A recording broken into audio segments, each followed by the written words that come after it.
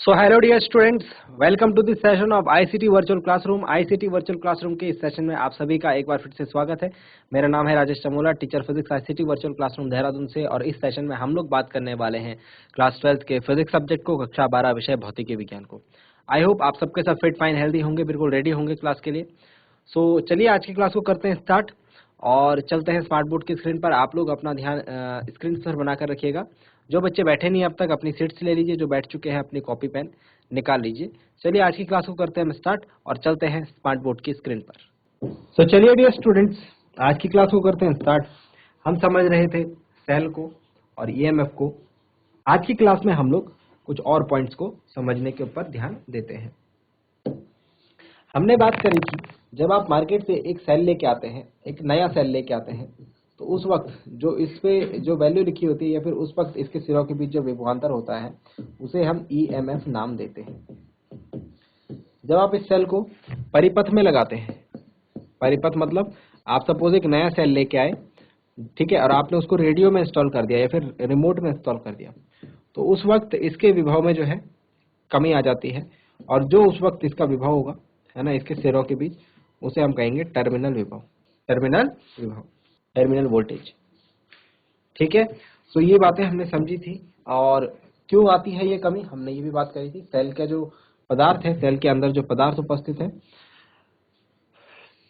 उसके कारण उसका कुछ आंतरिक प्रतिरोध होता है, कुछ इंटरनल रेजिस्टेंस होता है।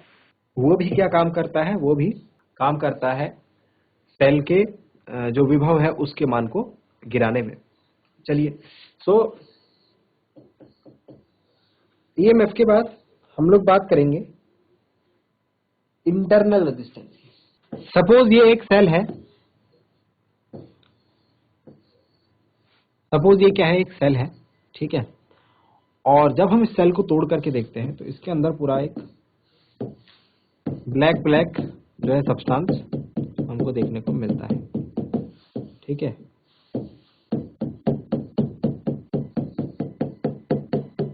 इस तरीके से इसके अंदर भरा रहता है। यहाँ बीच में, यहाँ ठीक बीच में एक इलेक्ट्रोड उपस्थित रहता है, एक इलेक्ट्रोड, ठीक है। तो इस तरीके से एक स्ट्रक्चर होता है सेल का। होता क्या है, सेल काम कैसे करता है बच्चों, ये जो पदार्थ है, ये जो सब्सटेंस है इसके अंदर, ये बेसिकली क्या होता है, केमिकल, क्या होता है, रसायन। रसायनों के बीच क्या होती है, अभिक्रिया यानी रिएक्शन।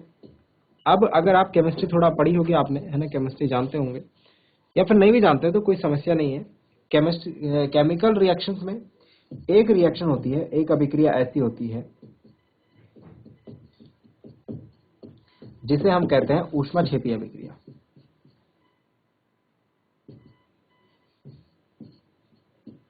ऊष्माक्षेपी अभिक्रिया, ऊष्माक्षेपी अभिक्रिया वही अभिक्रिया होती है जिनमें अभिक्रिया के फलस्वरूप हमको उत्पाद तो बनते हुए दिखते हैं। देखिए अभिक्रिया क्या होती है, आपने कुछ पदार्थ लिया, उनके बीच में अभिक्रिया हुई और कुछ नया पदार्थ आपको देखने को मिला, सिंपल।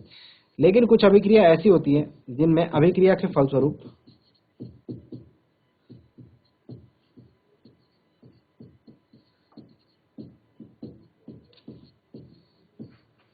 उत्पाद के साथ साथ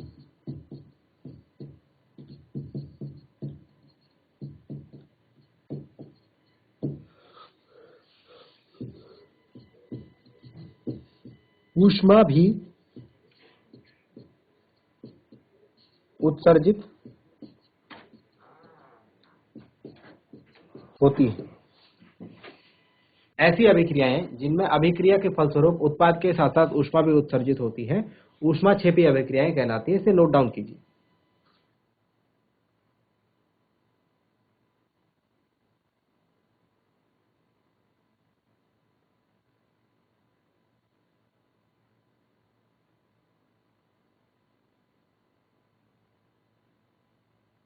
तो डियर स्टूडेंट्स, होता क्या है, इस सेल के अंदर रासायनिक अभिक्रियाएं हुई, ठीक है। ये जो पदार्थ था इसने आपस में क्या करा, अभिक्रिया करी, केमिकल रिएक्शन करी और उत्पाद बनाए। उत्पाद के साथ साथ ऊष्मा भी इसमें उत्सर्जित हुई। ऊष्मा जो बनी उसे हम कहते हैं रासायनिक ऊर्जा, केमिकल एनर्जी, केमिकल एनर्जी। ठीक है, अब ये केमिकल एनर्जी को क्या करता है सेल, विद्युत ऊर्जा में बदलता है, विद्युत ऊर्जा में बदलता है। और हमारा जो परिपथ है जिसमें हमने सेल को लगाया रहता है, ये विद्युत ऊर्जा जो है उस परिपथ में जाती है और उस परिपथ में जितने भी एलिमेंट्स होते हैं सबको क्या करती है, काम करवाती है, कार्य करवाती है। तो बेसिकली ये हमारा एक वर्किंग होता है। ध्यान देने वाली बात यह है कि चलिए परिपथ में तो हमारी जो ऊर्जा है उसका प्रवाह हो गया, हमारे परिपथ के जो एलिमेंट्स है वो काम करने लग गए। लेकिन किसके फलस्वरूप ये ऊर्जा बनी, इस पदार्थ के कारण, इस रसायन के कारण। यही रसायन जो है, यही रसायन इस धारा के मार्ग में जो है रुकावट डालने का भी काम करता है। अब आपने पिछली क्लास में पढ़ी थी बात कि धारा के मार्ग में जो रुकावट पड़ती है उसे हम क्या कहते हैं भाई, प्रतिरोध कहते हैं। तो कहने का मतलब है ये सेल के अंदर जो पदार्थ है एक प्रतिरोध की तरह भी कार्य करता है, एक रेजिस्टेंस की तरह भी कार्य करता है। ठीक है, और इसे हम क्या कहते हैं, सेल का आंतरिक प्रतिरोध। इसे हम क्या कहते हैं, सेल का आंतरिक प्रतिरोध। बात समझ में आ गई। तो जब इस सेल से होकर, देखो सर्किट अगर आप देखें, सर्किट अगर हम देखें तो सर्किट कुछ इस प्रकार का होता है।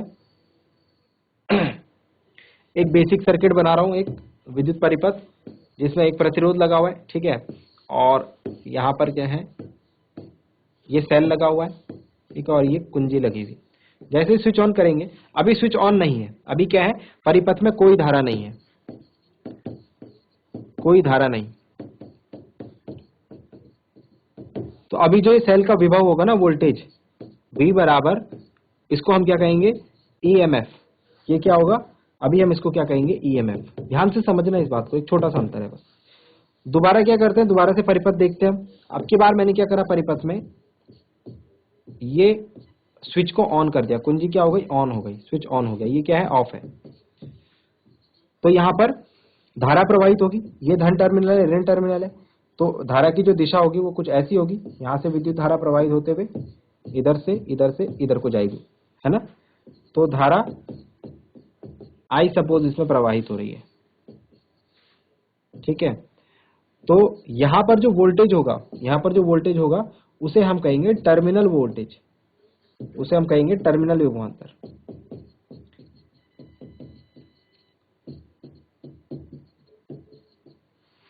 ठीक है, इसे हम V से निरूपित करते हैं। इसे हम किससे निरूपित करते हैं भाई, V से। जब धारा जो है यहां से प्रवाहित हो रही है, यहां से वापस जब ये सेल के अंदर जाएगी ना, तो सेल के अंदर हमने क्या बोला था, सेल के अंदर क्या है भाई, पदार्थ है जो कि क्या करेगा, इस धारा के मार्ग में रुकावट डालेगा। यानी कि यहां पर जो है कुछ पोटेंशियल ड्रॉप हमको देखने को मिलेगा, कुछ पोटेंशियल ड्रॉप देखने को मिलेगा। ठीक है, तो जो यहां से बाहर विभव हमको देखने को मिलेगा वो इस ईएमएफ से कम रहेगा, वो इस ईएमएफ से क्या रहेगा, कम रहेगा। सपोज ये सेल जो है 1.5 वॉट का है, सॉरी 1.5 वोल्ट का है, 1.5 वोल्ट का। तो जब इसमें स्विच नहीं लगा हुआ है तो सेल के सिरों के अक्रॉस जो हमको विभवांतर देखने को मिलेगा वो 1.5 वोल्ट ही देखने को मिलेगा। लेकिन जब इसका स्विच ऑन हो गया, जब धारा प्रवाहित होने लगी, अब की बार आप यहाँ पर विभव चेक करोगे ना, अब की बार विभव चेक करोगे तो वो 1.5 वोल्ट से कम मिलेगा। ये बात हम समझाने की कोशिश कर रहे हैं आपको। और ये कम क्यों हुआ, क्योंकि सेल के अंदर जो है जो पदार्थ भरा हुआ है उसकी वजह से कुछ पोटेंशियल ड्रॉप हो रहा है। तो इस विभव को हम कहेंगे टर्मिनल वोल्टेज, जो पहले वाला विभव था उसे हम कहेंगे ईएमएफ यानी कि विद्युत वाहक बल। क्या ये बात समझ में आ गई, क्या इतनी बात समझ में आई है। ठीक है, तो इसे लिख लेते हैं जल्दी से।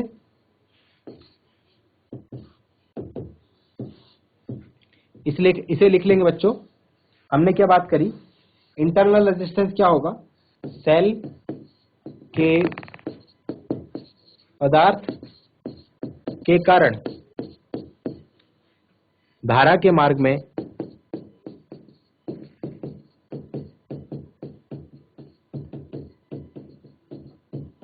डाले गए अवरोध को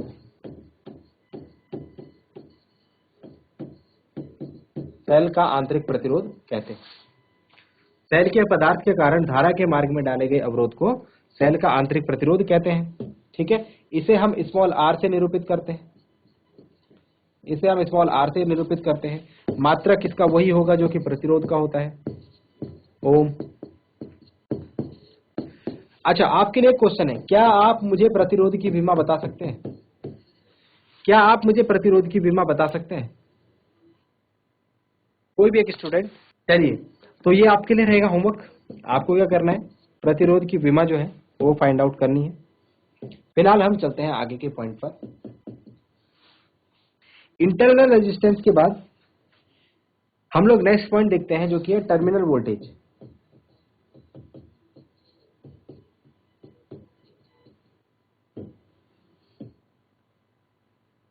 जो कि है टर्मिनल वोल्टेज।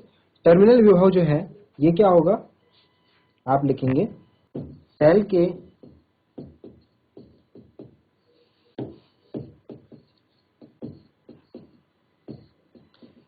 टर्मिनलों के बीच विभवांतर के सिरों के बीच विभवांतर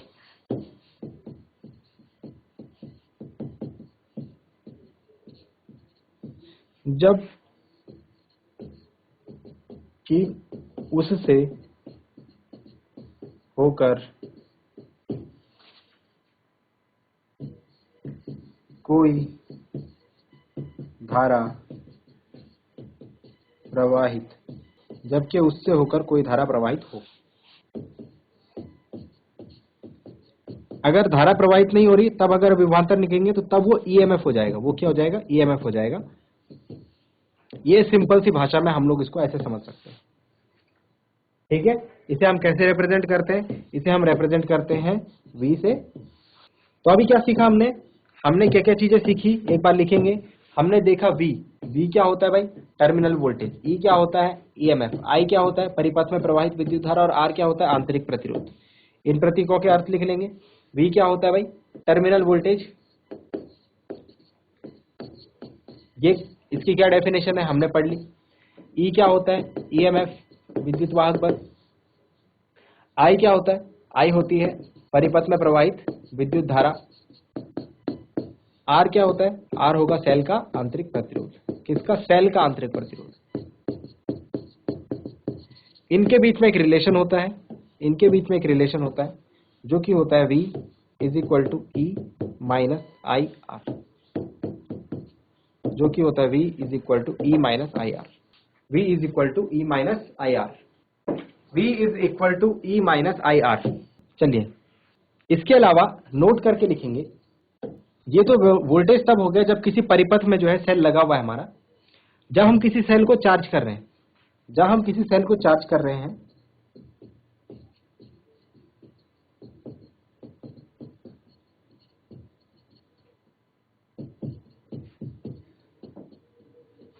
तो V इज इक्वल टू हो जाएगा E plus I R. V is equal to हो जाएगा E प्लस आई आर। ठीक है, तो ये दो फॉर्मूलाज हैं और दोनों का अपना ही सिग्निफिकेंस है। अब हम बात करते हैं कि ये आंतरिक प्रतिरोध जो है किस किस पर निर्भर करता है। आंतरिक प्रतिरोध किस किस कारकों पर निर्भर करता है। तो नेक्स्ट पॉइंट लिखेंगे, सेल का आंतरिक प्रतिरोध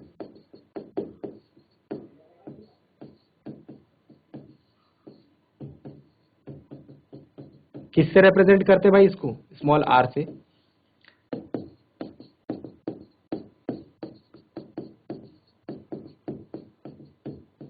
निम्न कारकों पर निर्भर करता है। नंबर वन है इलेक्ट्रोड का क्षेत्रफल।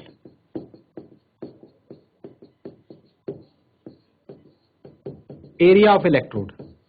एरिया ऑफ इलेक्ट्रोड पर ये कैसे निर्भर करता है, एरिया ऑफ इलेक्ट्रोड पर ये ऐसे निर्भर करता है, अगर क्षेत्रफल बढ़ेगा, इलेक्ट्रोड का क्षेत्रफल बढ़ेगा तो आंतरिक प्रतिरोध का मान कम होगा।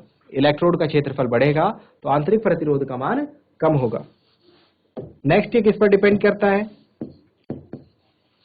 नेक्स्ट डिपेंड करता है इलेक्ट्रोडों के बीच की दूरी। इलेक्ट्रोडों के बीच की दूरी, जिसको हम कैसे रिप्रेजेंट करेंगे, जिसको हम रिप्रेजेंट करते हैं, सपोज अगर इनके बीच की डिस्टेंस d बढ़ेगी तो प्रतिरोध भी बढ़ेगा। अगर दो इलेक्ट्रोडों के बीच की दूरी बढ़ेगी तो आंतरिक प्रतिरोध में भी क्या होगा, वृद्धि होगी। सेल के आंतरिक प्रतिरोध में भी क्या होगी, वृद्धि होगी। वैद्युत अपघट्य या फिर पदार्थ कह लीजिए, जो सेल के अंदर जो पदार्थ भरा है इलेक्ट्रोलाइट, वैद्युत अपघट्य कहते हैं उसे, के पदार्थ की प्रकृति पर की सांद्रता कह लीजिए बेसिकली।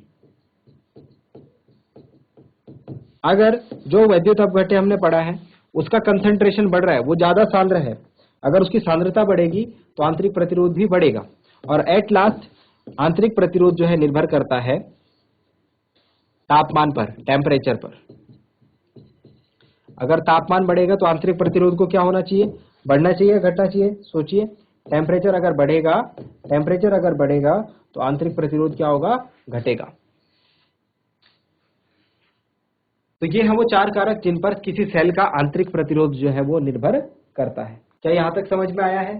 चलिए, सो नेक्स्ट क्लास में, नेक्स्ट पॉइंट में हम लोग बात करते हैं सेलों का संयोजन।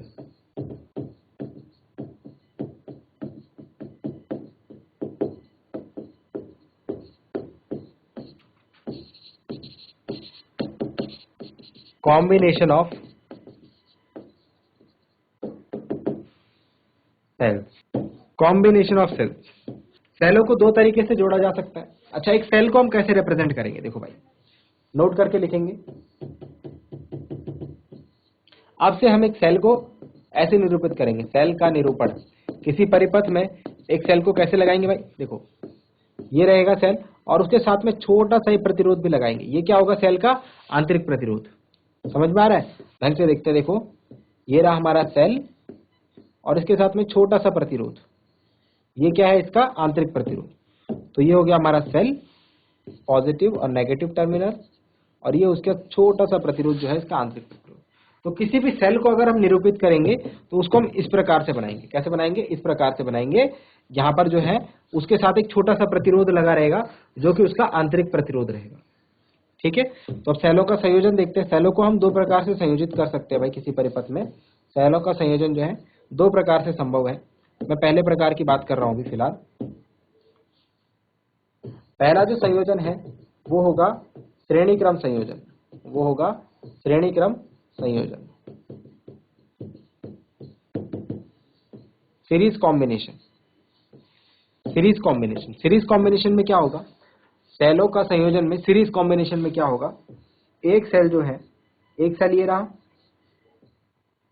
और दूसरा सेल ये रहा, पॉजिटिव नेगेटिव, पॉजिटिव नेगेटिव। तो आप देख रहे हैं इसमें क्या हो रहा है, इसमें जो सेल है एक सेल का ऋण इलेक्ट्रोड दूसरे सेल के धन इलेक्ट्रोड से जुड़ा है। मतलब हम ये कह सकते हैं सीधा सीधा जुड़ा है। जब ऐसा होगा, सपोज इस वाले सेल का जो विद्युत वाहक बल है E1 है और इसका EMF E2 है, तो जो नेट तुल्य EMF होगा, तुल्य EMF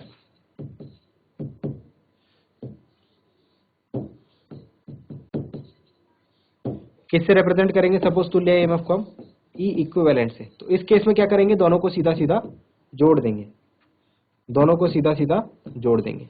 और जो आंतरिक प्रतिरोध होगा उसको भी क्या करेंगे, सीधा सीधा जोड़ देंगे, R1 R2। इसका आंतरिक प्रतिरोध R1, इसका R2। समझ में आ गया? पहले केस में ऐसा करना है, पहले केस में हमको सीधा सीधा जोड़ देना। लेकिन ऐसा भी हो सकता है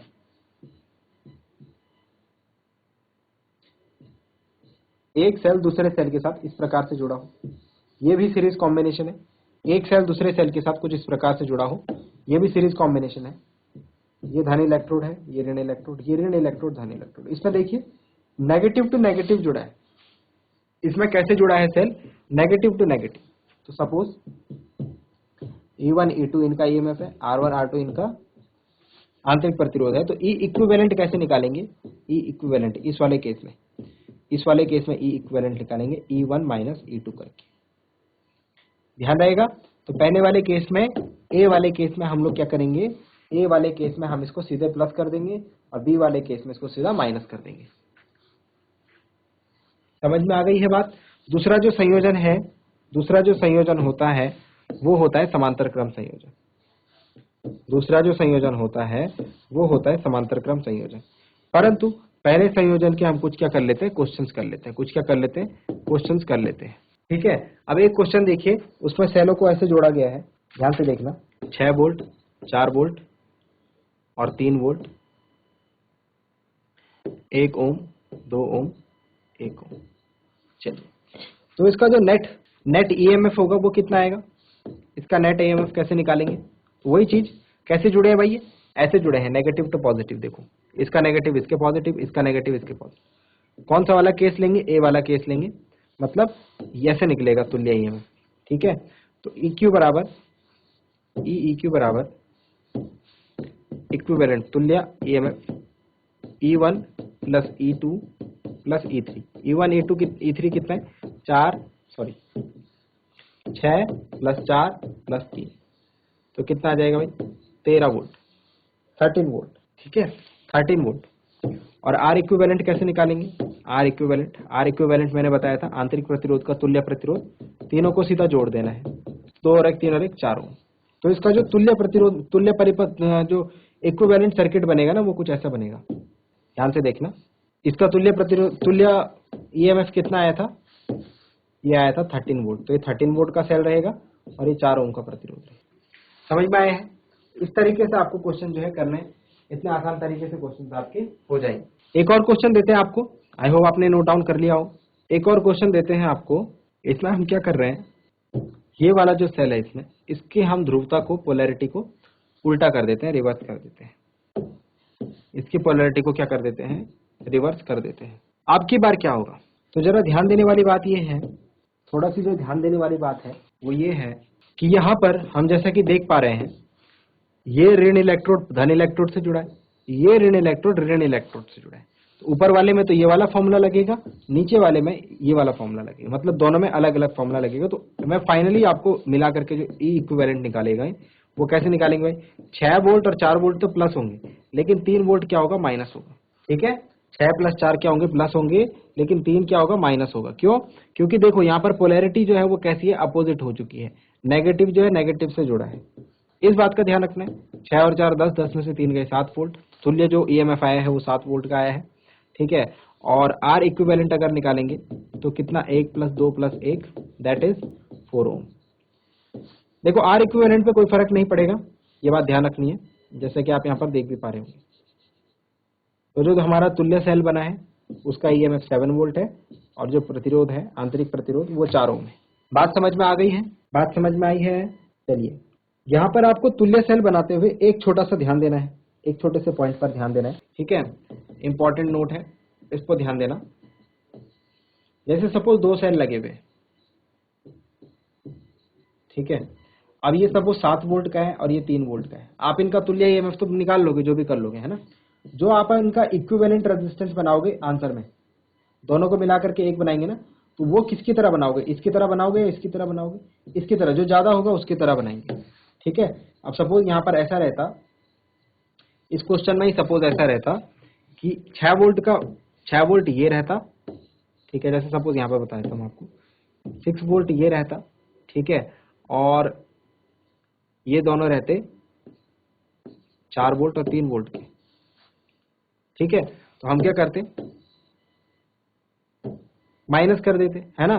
तो जो बड़ा वाला जो हमारे पास सेल रहेगा, जिसका ईएमएफ ज्यादा रहेगा, उसकी तरह जो हमारा, उसके जैसा हमारा सेल बनेगा इक्विवेलेंट रेजिस्टेंस में। ठीक है, तो टोटल मिलाकर के जो बड़ा हमारे पास सेल रहेगा उसके हिसाब से हमको क्या बनाना है? आंसर में अपना जो इक्विवेलेंट सेल है उसको ड्रॉ करना है। ये रहा हमारा श्रेणी क्रम संयोजन। ठीक है, इसके बाद हमारा पाशरोक्रम संयोजन में, पाशरोक्रम संयोजन में बेसिकली हम एक फॉर्मूला यूज करेंगे। इसमें एक ही केस वैसे पॉसिबल है। सपोज एक सेल ऐसा है, दूसरा सेल कैसे जुड़ा होगा इसके साथ? ऐसे जुड़ा हो। ये हो गया हमारा पाशरोक्रम संयोजन। ये कैसा क्रम संयोजन हो गया? Parallel combination. Suppose E1 and R1, this is E2 and R2। तो जो तुल्य ईएमएफ हो जाएगा, ई इक्विवेलेंट, यहाँ पर निकालने के लिए फॉर्मूला हमको यूज करना है। वो फॉर्मूला है E1 upon R1 plus E2 upon R2 upon 1 upon R1 plus 1 upon R2। और जो R इक्विवेलेंट निकलेगा वो कैसे निकलेगा? वो निकलेगा R1 R2 upon R1 plus R2। ये वैसे ही निकलेगा जैसे हम लोग क्लास 10th में किया करते थे, है ना, क्योंकि इस बार प्रतिरोध कैसे है, समांतर क्रम में, तो 1/r is equal to 1/r1 plus 1/r2 से आप निकाल सकते हैं, यही आएगा, ठीक है, जो इस फॉर्मूले से आएगा वही उससे भी आएगा, ठीक है ना। चलिए नोट डाउन कीजिए इसे, इन केस अगर आपका कोई क्वेश्चन है तो आप पूछ सकते हैं, ठीक है बच्चों। इस पर एक क्वेश्चन हम करते हैं, एक क्वेश्चन हम कर रहे हैं, इसका ई इक्विवेलेंट निकाल के बताइए और आर इक्विवेलेंट भी निकाल के बताइए। चलिए इस क्वेश्चन को आप लोग खुद से सॉल्व करें, ठीक है, ये आपके लिए होमवर्क है। ई इक्विवेलेंट और आर इक्विवेलेंट यानी कि तुल्य ईएमएफ और तुल्य आंतरिक प्रतिरोध आपको इसका फाइंड आउट करना है। चलिए तो इस क्वेश्चन को आप घर से सॉल्व करेंगे। फॉर्मूला आप कौन सा लगाएंगे, समांतर क्रम वाला फॉर्मूला लगाएंगे, क्योंकि हमको कॉम्बिनेशन ऐसा देखने को मिल रहा है, ठीक है। ये फॉर्मूला लगाएं, ये फॉर्मूला लगाएं और अपना आंसर निकाल के बताएं। क्वेश्चन नोट डाउन कर लीजिए, होमवर्क में आप इसे ध्यान से जरूर करें। सो आई होप आपको जो बातें बताई गई डियर स्टूडेंट्स वो समझ में आई होंगी आपको, और आपने उनको नोट डाउन किया होगा, आपने ध्यान दिया होगा। उम्मीद करता हूँ घर से भी आप इन चीज़ों को एक बार जरूर देखेंगे। ये सारी चीज़ें जो भी क्वेश्चंस आपको यहाँ पर कराए जा रहे हैं, जो टॉपिक आपको कराए जा रहे हैं, आपके बोर्ड एग्जाम की तैयारियों को ध्यान में रखते हुए कराए जा रहे हैं, तो इंपॉर्टेंट है। आपके बोर्ड एग्जाम में अक्सर इस प्रकार के प्रश्न जो है पूछे जाते हैं। सो आई होप आपको आज की क्लास पसंद आई होगी। अगली क्लास में मिलते हैं एक नए और इंटरेस्टिंग टॉपिक के साथ। क्लास से जुड़ने के लिए आप सभी का बहुत बहुत धन्यवाद। Thank you very much and have a nice day.